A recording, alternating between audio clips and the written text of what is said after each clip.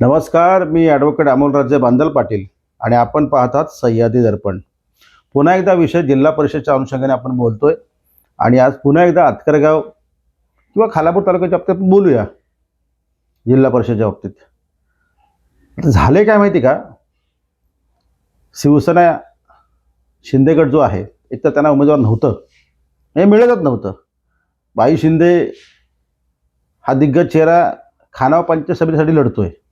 म्हणजे भाई शिंदे यांच्या व्यतिरिक्त शिवसेनेला उमेदवार आजही नाही आहे. परवा आपण जे म्हटलं होतं की अखेर शिवसेना भाजप यांचा उमेदवार मिळालं, पण ठीक आहे, ते मिळालं असं एक अनौपचारिक म्हणता येईल. औपचारिक दृष्ट्या किंवा त्याला आपण कन्फर्म म्हणतो किंवा अजून पक्षप्रवेश ह्या सगळ्या गोष्टी व्हायच्या आहेत. मला म्हणायचं तेच आहे की खालापूर तालुक्यातल्या आतकरगाव जिल्हा परिषदेसाठी अद्यापपर्यंत शिवसेनेला उमेदवार मिळाला नाही आहे. आणि हे खरं आहे.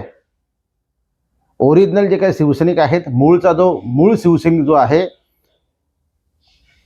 त्यांच्यापैकी एकही व्यक्ती किंवा एकही उमेदवार आजही समोर आले नाही आहे. नरेश पाटील हे भाजपचे नेते आहेत. त्यांच्या घरातल्या त्यांच्या सुनबाई ज्या आहेत, रेश्माताई, राजेश पाटील, ह्या देखील त्यांच्या घरातल्या जरी असल्या तर त्या देखील आता भाजपशी संलग्न आहेत असं म्हणता येईल. नरेश पाटील हा भाजपचा चेहरा आहे. नरेश पाटील खालापूर तालुक्यातल्या प्रामुख्याने आतकरगाव जिल्हा परिषदेच्या अनुषंगाने जी काही निवडणुकी तयारी त्यांनी केलेली आहे, त्या अनुषंगाने ते दौरे करतात, फिरतात. इथपर्यंत ठीक आहे, ते फिरू शकतात, फिरला पाहिजे, त्या निवडणूक लढायची तर फिरलं पाहिजे. परंतु ते आता नरेश पाटील हे भाजपच्या चिन्हासाठी चिन्ह घेऊन लढणार आहेत की रेश्माताई यांचा शिवसेनेत पक्षप्रवेश होणार, मग त्या शिवसेनेत चिन्हावर लढणार, नेमकं काय अद्यापपर्यंत हे कोडं उलगडलेलं नाही आहे. बरं, याच्यावर नरेश पाटलांनी खुलासा केलेला नाही आहे, शिवसेनेच्या भाई शिंदेनी खुलासा केलेला नाही आहे, शिवसेनेच्या स्थानिक नेतृत्वाने तालुका प्रमुखांनी याचा खुलासा केलेला नाही आहे किंवा विद्यमान आमदारांनी याचा खुलासा केलेला नाही आहे की नरेश पाटील, भाई शिंदे हे एकत्र रील्समध्ये दिसतात, एकत्र काय 2-4 बैठका झाल्या असतील किंवा काही ठिकाणी ते फिरतात, तर आम्ही दोघं शिवसेना भाजपची युती झालेली आहे, तर अशी कुठली युती झालेली आहे तर माझ्या कानावर तरी नाही आहे. तशी कुठली अद्यापपर्यंत आचारसंहिता लागल्या नसल्यामुळे किंवा तशा कुठल्या बैठका युतीच्या संदर्भातल्या अजून झाल्या नाहीत, त्याच्यामुळे शिवसेना भाजपची युती होणार आहे की नाही होणार हे देखील कुडागुल दिसत आहे. मग नरेश पाटील जे स्वतः दौरे करतात, ठीक आहे, ते भाजप पण दौरे करत असतील, परंतु मग भाई शिंदे, नरेश पाटील, शिवसेनेचे काही कार्यकर्ते हे एकत्र कसं का दिसतात? कारण अद्यापपर्यंत तर भाजप आणि शिवसेना युती झालीच नाही आहे. तशा कुठल्याच वरच्या लेवलच्या तशी कुठल्याच बातम्या नाही आहेत की स्थानिक पातळीवर खालापूर तालुक्यावर रायगड जिल्ह्यामध्ये शिवसेना भाजप एकत्र जिल्हा परिषद लढणार असं कुठल्याच घोषणा वरिष्ठांकडून झालेलं नाही आहे.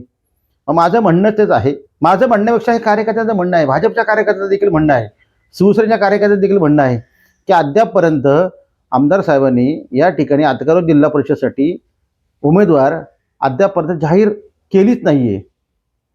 त्याच्यामुळे मग शिवसेना एक संभ्रमात आहे की आम्ही नक्की नरेश पाटील किंवा भाई शिंदेसोबत ठीक फिरायला हरकत नाही, कारण ते त्यांना पक्षाच्या बैठकीमध्ये त्यांचं नाव जाहीर केलेलं आहे, तर ते फिरू शकतात, त्यांचा काही विषय नाही आहे. पण मग नरेश पाटलांसोबत जो काही भाजपचे काही चेहरे दिसतात किंवा काही शिवसेनेचे चेहरे दिसतात, हे नेमकं कशासाठी फिरतात? मग जी नवी भाजप जी आहे, आपण म्हणतो नवी भाजप, म्हणजे जी सुरेश लाड यांनी पक्षप्रवेश केल्यानंतर, नरेश पाटील यांनी पक्षप्रवेश भाजपमध्ये केल्यानंतर त्यांच्यासोबत जी काही राष्ट्रवादीमधून जी काही त्यांचे समर्थक म्हणून सगळे आले आणि भाजपवासी झाले, ही लोकं दिसतात. जुनी भाजप जी आहे, आज भाजपचे तालुका मंडल अधिकारी जे काय आहेत खालापूर तालुका, सनी जी यादव, हे मात्र मला ह्या प्रक्रियेत कुठे फिरताना दिसत नाही. किंवा यांना सोबत घेऊन नरेश पाटलांनी खरं तर फिरला पाहिजे, तर तसंही चित्र दिसत नाही. सनी यादव यांचा चेहरा मला तालुक्यात कुठेच फिरताना दिसत नाही. किंवा जुनी भाजप जी आहे ती देखील मला कुठे ॲक्टिव्ह दिसत नाही. मग नरेश पाटील हा अट्टास करतात तरी कशासाठी? ते का स्वतःचे म्हणजे भाजपमध्ये हा शिस्तीचा पक्ष हो. जिथं शिस्त आहे, जशी शिवसेनेमध्ये आदेश आहे, तशी भाजपमध्ये हा शिस्त फार महत्त्वाची असते, प्रोटोकॉल फार महत्त्वाचा असतो. मग हा प्रोटोकॉल नरेश पाटील डावलतात का? प्रोटोकॉल ते धुडकावतात का? पक्षाच्या कुठल्याही ह्याला प्रोटोकॉलला किंमत देत नाही का नरेश पाटील? अशी काय परिस्थिती आहे का? बरं, याच्यावर नरेश पाटील देखील काय बोलत नाही. भाजपने देखील अजून नरेश पाटलांच्या घरातले उमेदवारी डिक्लेअर केलेले नाहीये, किंवा विद्यमान आमदारांनी देखील शिवसेनेची रेश्माताई ह्या शिवसेनेकडून लढल्या जातील, आमच्या त्या उमेदवार आहेत, असं कोणी सांगितलं नाहीये. मग कार्यकर्ते संभ्रम आहेत, भाजपच्या देखील कार्यकर्ते संभ्रमात आहेत, शिवसेनेचे कार्यकर्ते देखील संभ्रमात आहेत. मग ज्या काही ते दौरे करतात, दौरे करू द्या. एखादा माणूस तयारी करू शकतो, करू द्या. मग त्यांचे समर्थक तेवढे, ते 5-6 जे समर्थक आहेत तेवढे दिसतात. म्हणजे मी आकडा सांगत नाही, आणखीन असतील. मग ते शेवटी काय होतं म्हणजे ही भाजपच्या अंतर्गत, म्हणजे माझी माहिती अशी की भाजपच्या सोशल मीडियाच्या एका ग्रुपवर देखील ह्याबाबत चर्चा झालेली आहे की अजून तर कुठली युतीच झालेली नाहीये, शिवसेना भाजप हे अजून युतीच झालेली नाहीये. मग अशा प्रकारे आपण कुठल्या उमेदवाराला कसं का प्रमोट करायचं? हे खोपोलीमध्ये पाळलं गेलं होतं. प्रशांत दादा हे निवडणूक प्रमुख होते, त्यांच्या आदेशानंतर बऱ्याच गोष्टी कठोर त्यांनी इथं पावलं उचलली आणि बऱ्याच गोष्टी पक्षाची शिस्त जी लोक मोडत होती त्यांना समजावण्यात आलं आणि पक्षाच्या शिस्तीच्या पलीकडे भाजपमध्ये कोणाला काम करता येत नाही. मग नरेश पाटील यांना नेमका आशीर्वाद तरी कोणाचा आहे? त्यांना असा कोणी सिग्नल दिलेला आहे? मग ते तर भाजपचे नेते आहेत. मग ते त्यांना ह्या सगळ्या गोष्टी ते का अट्टास करतात? हा भाजपच्या अंतर्गत मोठा प्रश्न निर्माण झालेला आहे. पक्षाच्या पातळीवर जर भाजपच्या अनुषंगाने बैठकीत सांगितलं की नरेश पाटील तुम्ही तयारी करा आणि तुमच्या घरात आम्ही उमेदवारी देतो, आपली युती आहे, तर भाग वेगळा आहे. तशी कुठलीच गोष्ट झालेली नाहीये. किंवा शिवसेनेच्या बाबतीत पण आमदारांनी सांगितलं नाही की त्या लढतील. मग हा सगळा अट्टास का करतात? अजून आचारसंहिता लागायची आहे, ती लागते की थोडा वेळ पुढे जाते ते सगळं बघावं लागेल. परंतु कार्यकर्ता आज संभ्रमात आहे शिवसेना भाजपचा, आणि खरी परिस्थिती आहे. तुम्ही अगोदर त्यांना ते बिंबवताय की ह्या आपल्या उमेदवार असतील. हो, पण शिवसेनेला मान्य आहे का आयात उमेदवार? शिवसेनेला कोणी खाजगीत विचारलंय का? 1-2 शिवसैनिकाला विचारलंय का की अशा अशा उमेदवार आपल्याला घेतल्या चालतील का? काय योगदान आहे? हे सगळं शिवसैनिकाच्या म्हणणं आहे. तुम्ही मूळ शिवसैनिकाला कोणाला दिलं? म्हणजे पूर्वी म्हणायचं दगडाला हा दगड जर उभा केला तरी तो शिवसैनिक आहे, ओरिजिनल शिवसैनिक, त्याला बिंदास त्याला अगदी मदत करा. पण आता तसं राहिलेलं नाही. पण तुम्ही कोणतरी आयत्या वेळी आणणार आणि मोठा चेहरा नरेश पाटील आहे म्हणून तुम्ही त्यांच्या घरातल्या उमेदवारी द्या, हे शिवसेनेला मान्य होईल का? हे आगामी काळात ह्याचे सगळे म्हणजे याची उत्तरं द्यावी लागतील. आणि मग नरेश पाटील इतका मोठे राजकारणी आहेत, तर त्यांच्यासारख्या व्यक्तीने ह्याचे सगळे खुलासे करणं गरजेचं आहे ना. पण त्यांनी नरेश पाटील थेट सांगावं की बाबा मला आमदारांनी शब्द दिला होता विधानसभेला आणि माझ्या घरात या माणसाला उमेदवारी दिलेली आहे, आता मी लढणार आहे, उमेदवारी आमची कन्फर्म आहे, मी त्यांच्यासाठीच फिरतोय. काय ते एकदम क्लिअर करावं ना. भाजपमध्ये देखील त्यांचे देखील कार्यकर्ते, पक्षाच्या तालुका मंडल अधिकारी जो आहे सनी यादव किंवा त्यांचे सगळे बाकीचे सगळे टीम पदाधिकारी यांना देखील कल्पना नाही. म्हणजे ही एकेदर जी आपण म्हणतो ना, ही भाजपमध्ये अशी हुकुमशाही हे चालत नाही. तो शिस्तीचा पक्ष आहे, त्याचा प्रोटोकॉल पाळणारा पक्ष आहे. माझी माहिती अशी ह्याच्या तक्रारी सुद्धा भाजपमध्ये झालेल्या आहेत. आणि म्हणून तो शिवसैनिक मला दिसत नाही कुठं. आज सासगाव पंचायत समितीमध्ये शिवसैनिक तसा फार काय फिरताना दिसत नाही. भाईंसाठी शिवसैनिक फिरतात, ते खरं आहे, ते फिरलं पाहिजे. खालच्या वरच्या पंचायत समितीला ते फिरलं पाहिजे, बरोबर आहे. परंतु मग सगळेच नेते का दिसत नाही? तुम्ही 2च नेते का फिरता?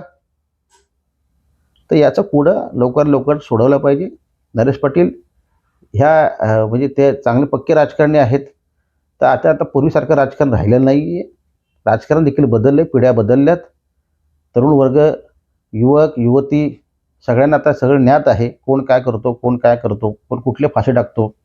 त्याच्यामुळे जुने फंडे काय चालत नाही आहेत. तुम्ही देखील अपडेट व्हा आणि खुलासा करत राहा. काय ते ट्रान्सपरंट राहा. हे असं मागून बिगून कार्यकर्ता संभ्रमात होतो याच्यामध्ये. त्या बिचारा तो खालचा कार्यकर्ता आहे, त्याच्या खूप अडचणी होतात त्याच्यामुळे. बरं, गावामध्ये नरेश पाटील आले तर आपण जावं का त्याला भेटायला? ह्या कार्यकर्त्याच्या मोठ्या अडचणी.